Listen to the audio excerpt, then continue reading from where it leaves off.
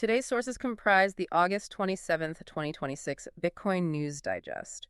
The mission of this deep dive is to analyze how Bitcoin is rapidly integrating into the foundation of traditional finance and what these macro shifts mean for everyday investors. Yeah, I mean, it's a fundamental rewiring of the system. Yeah. And if you follow the capital, it all starts with the macroeconomic pressure we're seeing right now. Right, because we're looking at Bitcoin trading near $79,500 today, following over $260 million in short liquidations. Hmm.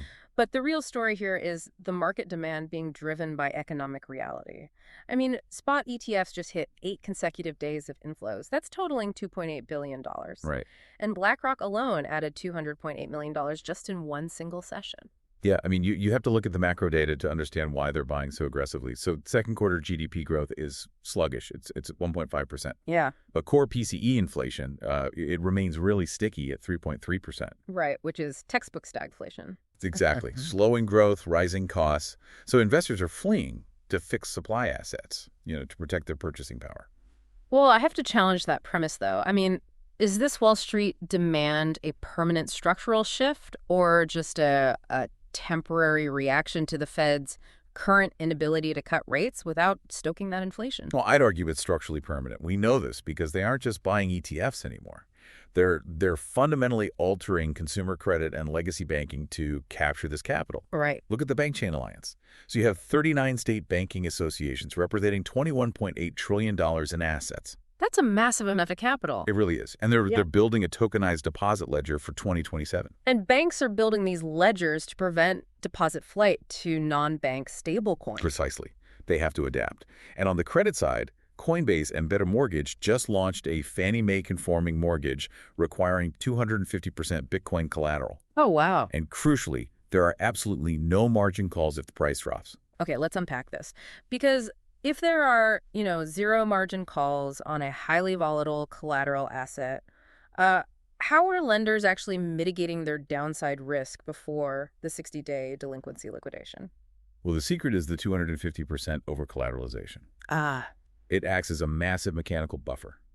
So even if the asset drops in value, the lender is protected by that huge initial cushion. Right. And this connects Bitcoin to the $43 trillion housing market without triggering capital gains taxes for the borrower. Right. So traditional finance is using this over-collateralization to absorb the volatility, but to support trillions in mortgages and banking assets, the underlying infrastructure and regulatory frameworks, they must mature simultaneously. Yeah, they absolutely have to. And the SEC just submitted a digital asset custody rule revision straight to the White House. Right, to bypass a stalled Congress. Exactly, which is huge because it allows for multi-signature tech. But on-chain, there's even bigger news.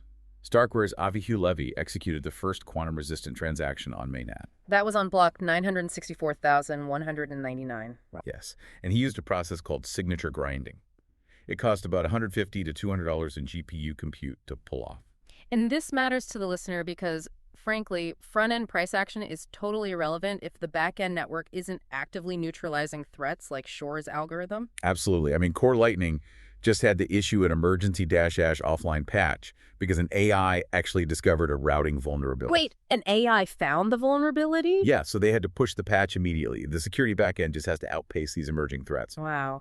Well, that brings me to a final thought for our listeners to ponder. If nation-states heed the advice to hold 50% of their reserves in Bitcoin, how will sovereign accumulation compete for the rapidly shrinking spot liquidity needed for the retail mortgages and ETFs we just discussed?